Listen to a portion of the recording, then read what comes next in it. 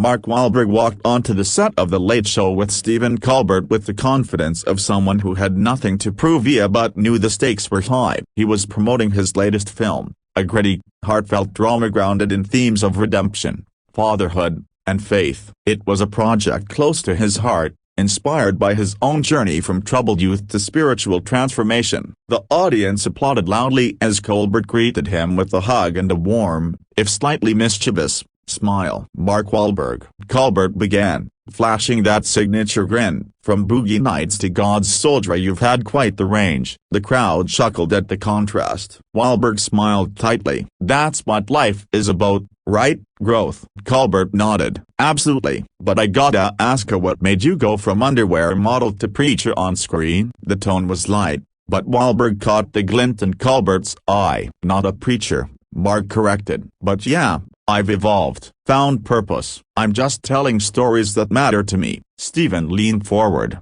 propping his chin on his hand, mocked sincerely. So, what you're saying is, Mark got saved? The audience laughed again, but Wahlberg didn't. His jaw clenched. I think a lot of people grow up and look for something real, he said. Some of us stop chasing fame and start thinking about what actually matters. Sure, Colbert said, feigning agreement. I just always find it interesting when celebrities suddenly discover faith, usually right around Oscar season. That drew laughs, but they sounded more cautious now. Wahlberg stared at Colbert, eyes narrowing just enough to register the shift. You think this is about publicity?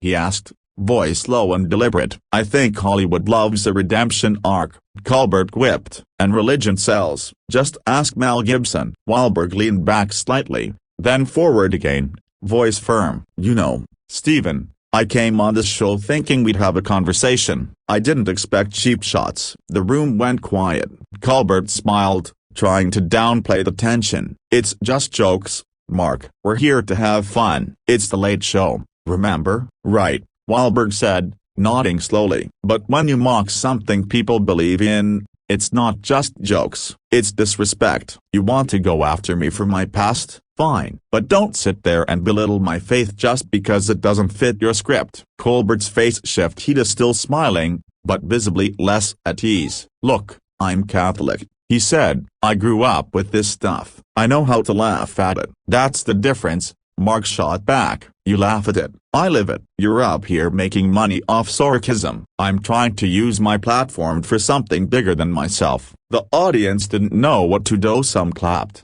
others murmured. Colbert tried to steer the conversation back to the film. Okay, so the movie, tell us about it. I'm sure it's powerful. But Wahlberg was already rising from his chair. I think I've said enough. He began unclipping his mic, his expression unreadable but charged with quiet fury. You know what, I don't need to sit here and be insulted in front of millions of people just because I found peace. Producers offstage motioned frantically, unsure whether to cut to commercial. Colbert, stunned, tried to lighten the moment. Come on, Mark, don't walk out. That's gonna trend like crazy. Let it trend, Wahlberg said, turning to face the stunned crowd. Maybe someone out there watching needs to know that it's okay to stand up for what you believe in, even if you have to walk away from this fake nonsense to do it. He walked off stage without another word. The camera cut back to Colbert, who exhaled sharply and turned back to the audience with a shaky grin. Well, a broken bar that was unexpected, he said. A few scattered laughs followed, but the mood was visibly shaken. Backstage, Wahlberg ignored the chaos behind him. A producer chased after him, trying to talk him down, but he waved them off. You don't bring someone on to talk about their work and then ambush them with sarcasm, he muttered. I'm not playing that game. The moment became one of the most talked about TV walkouts in recent memory, a jarring, unscripted confrontation that blurred the line between satire and scorn. What began as a typical celebrity appearance had unraveled into something far more, or one man's defense of his faith against another's idea of entertainment. The camera cut back to Stephen Colbert, now sitting alone in his chair, blinking into the glaring studio lights. Well, that escalated quickly,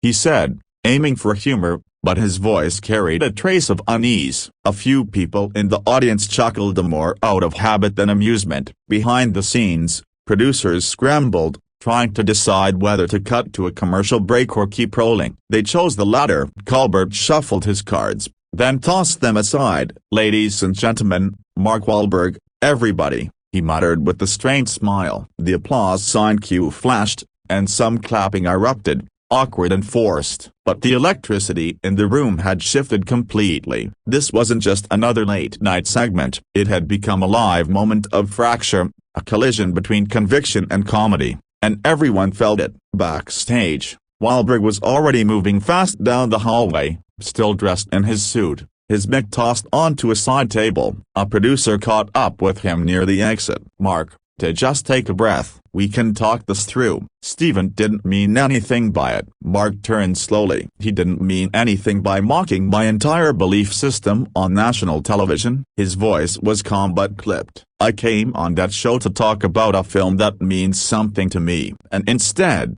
I get the same smug jokes people in this town think pass for intelligence. It's not funny anymore." The producer tried again. "He's a comedian, it's satire." Wahlberg's eyes locked on his. "There's a difference between satire and cheap shots. One challenges power, the other hides behind a laugh track to insult anyone who thinks differently." Then, without waiting for a reply, he pushed the door open and walked out into the cool Manhattan night, trailed by security and an assistant gripping his coat. Meanwhile, social media had already ignited. Clips of the confrontation hit Twitter, TikTok, and Instagram within minutes, posted by audience members and then reshared by media outlets and fan pages. One clip, labeled "Mark Wahlberg walks off Colbert set after defending his faith," amassed millions of views within the hour. Hashtags like #Wahlberg walkout and #Colbert clash began trending globally. The internet split immediately as some praised Wahlberg's courage, while others accused him of overreacting and not being able to take a joke.